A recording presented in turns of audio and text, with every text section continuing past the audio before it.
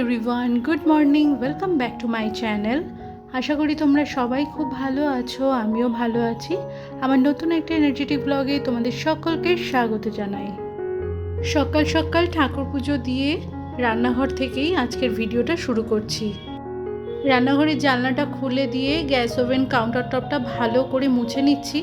তারপরে ওই ডিশওয়াশার থেকে খালি করে রাখা বাসনগুলো এবারে জায়গায় জায়গায় গুছিয়ে নেব। মেশিনে বাসন মাজা হলে পরে সেই বাসন আর কিছু মুছতে লাগে না, শুধু জায়গায় জায়গায় সেট করে দিলেই হয়।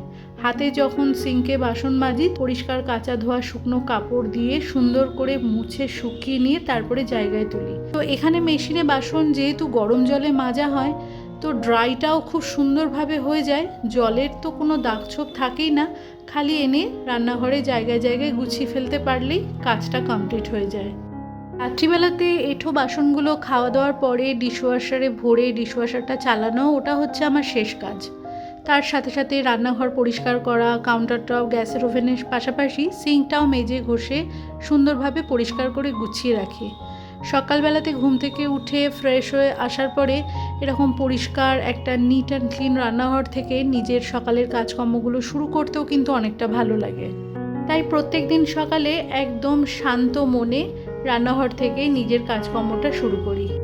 প্রতিদিন সকালে আমাদের গৃহিণীদের প্রত্যেকটা ফ্যামিলিতেই কাজকর্মগুলো একই রকম করতে হয়। সেখানকার পরিবেশ পরিস্থিতি আর সংসারের ধরন অনুযায়ী একটু আগে বা একটু পরে, মোট কথা কাজগুলো কিন্তু একই রকম থাকে। ওই নিজের সময় আর সুবিধা মতো আমরা সেটাকে আগে পরে গুছিয়ে করি।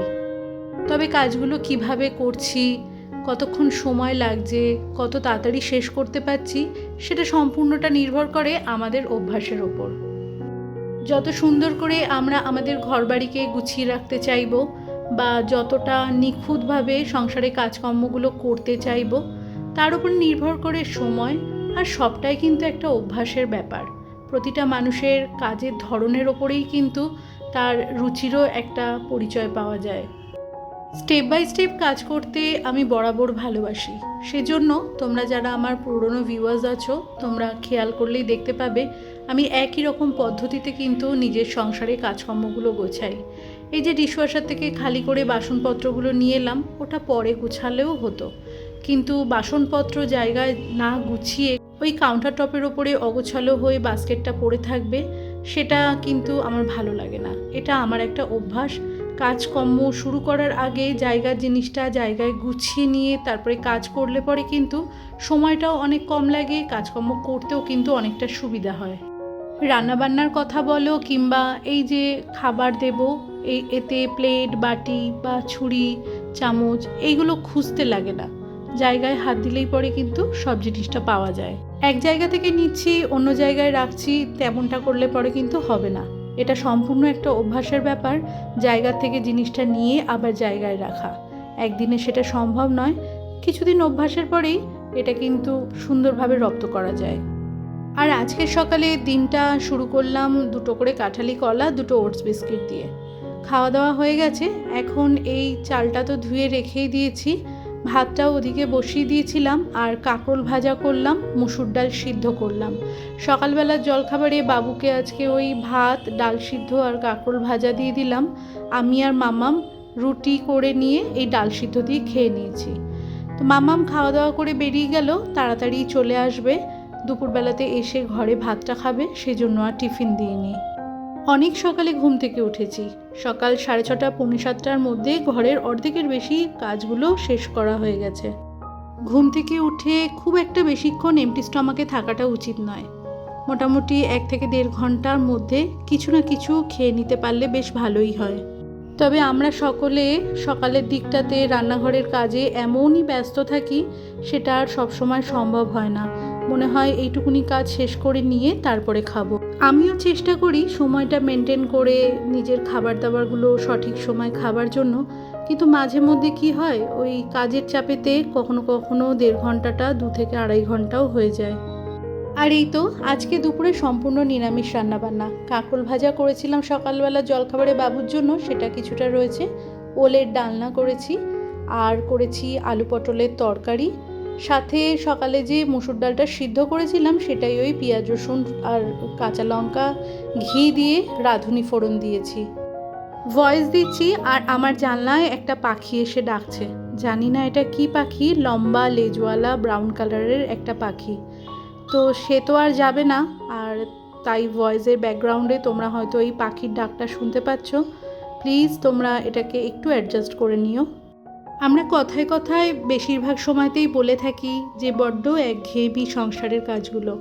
খেয়াল করে দেখেছি যখন কিন্তু খুব তাড়াহুড়ো থাকে, কাজের চাপে কাজগুলো যে বড্ড একঘেয়েমি সেটা কিন্তু আর মনে হয় না।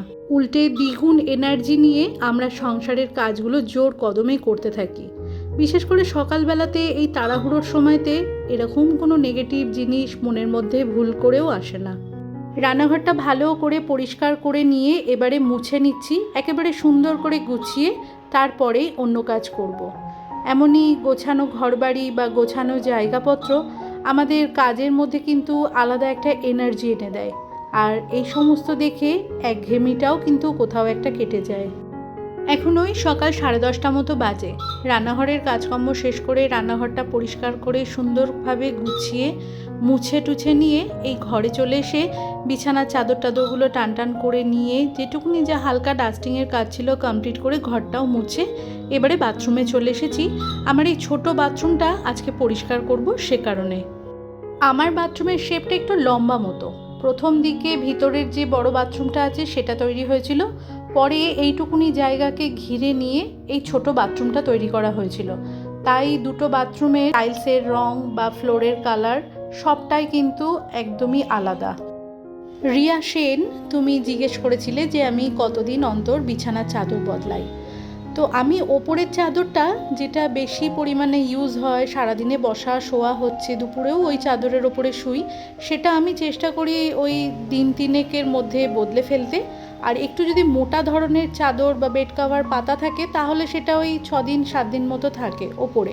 আর ভিতরের চাদরটা আমি ওই সপ্তাহে 1 দিন করে বদলে ফেলি। সেটা তো সারাদিন ঢাকাই থাকে, রাত্রিবেলাতে খালি ঘুমাবার সময় ওপরের বেড কাভারটা তুলে নিয়ে তার উপরে শুধু রাত্রকুনি ঘুমাই। ওটা ওই সপ্তাহে 1 দিন আমি বদলাই। ঘরদোর ঝাড় দিয়ে মুছে পরিষ্কার করে বাথরুমটা এবারে পরিষ্কার করে নিচ্ছি। আজকে যখন পুরো বাথরুমটাই ধুচ্ছি আর সমস্তটাই পরিষ্কার করছি, সেজন্য আজকে সকালবেলাতে স্নান করার আগে আর এই বেসিনটা আয়নাটা মুছিনি, তো এই মুহূর্তেই সেটুকুনি করে নিচ্ছি। অনেকটা ভোরে ঘুম থেকে উঠে সংসারে কাজকর্মগুলো শুরু করি আর একটা সঠিক পরিকল্পনা বা প্ল্যান করে নিয়ে কাজকর্মগুলো করি বলে এই মুহূর্তে সকাল 11টা মতো বাজে। রান্নাবান্না, ঘরদোর গোছানো, মোছামুছি করা, রান্নাঘর পরিষ্কার সমস্ত কাজ কিন্তু আমার সুন্দরভাবে গোছানো হয়ে গেছে। সাদা জিনিস দেখতে যেমন ভালো লাগে তেমনি তার পিছনে পরিষ্কার পরিচ্ছন্ন করার একটা খাটনিও অনেক, সেটা ঘরের কোনো জিনিস হোক কিংবা বাথরুমের। কর্নারের র্যাকগুলো পরিষ্কার হয়ে গেছে আর বেসিনটাও হয়ে গেল। এবারে ব্রাশ আর ওই হারপিকের সাহায্যে আমি বাথরুমের ওয়ালটাও ভালো করে পরিষ্কার করে নিচ্ছি। বাথরুমের এই সাইডের র্যাকগুলোতে আমার বাথরুমে প্রত্যেক দিনের যতটুকুনি প্রয়োজনীয় জিনিস সেটুকুনি রাখি। বাকি জিনিস এক্সট্রা যেগুলো আমার আনা থাকে সবটা আমার ওই ড্রেসিং টেবিলের মধ্যেই থাকে। একদম ওপরের তাকে 2 রকমের শ্যাম্পু রয়েছে, বডি ওয়াশ রয়েছে, কেওকার্পিন বডি অয়েল রাখা রয়েছে, আর একটা স্ক্রাবার রয়েছে যেটা দিয়ে আমি ওই বালতিটা পরিষ্কার করি। বালতি মগ পরিষ্কার করার জন্য আমার আলাদা একটা ওরকমভাবে স্ক্রাবার রাখা থাকে। মাঝের তাকটার মধ্যে একটা পারফিউম রয়েছে, একটা ফেস ওয়াশ রয়েছে, আর রয়েছে একটা হেয়ার মাস্ক। আর একদম তলার তাকে এই ছোট বাথরুম পরিষ্কার করার আর বড় বাথরুম পরিষ্কার করার দুটোর কিন্তু আমার 2টো হারপিক আছে। তো ছোট বাথরুমটা পরিষ্কার করার ওই একটা হারপিক থাকে, আর একটা কাপ রয়েছে যার মধ্যে 3 জনের ব্রাশ আর পেস্ট রয়েছে। যেহেতু এটা একটা ওপেন র্যাক, ধুলো ময়লা খুব বেশি পরিমাণে হয়। আর বাথরুম ক্লিনিং আর জামা কাপড় কাচার যাবতীয় যা জিনিস সমস্ত কিছু থাকে আমার ওই কিচেনের সিঙ্কের নিচে। এই একটু গোছানো আর পরিষ্কার পরিচ্ছন্ন থাকার অভ্যাসটা আমার কিন্তু অনেকটা শান্তি দেয়। এতে করে কাজের একঘেয়েমিটাও কিন্তু অনেকটা কমে যায়। এটা শুধু আমার একার নয়, আমাদের মতো সকল মধ্যবিত্ত ঘরের গৃহিণীদেরই একই রকম মানসিকতা। এবারে স্নান সেরে নিলে এবেলার মতো কাজ শেষ। আজকের ব্লগটা এইটুকুনি, দেখা হচ্ছে নেক্সট ব্লগে।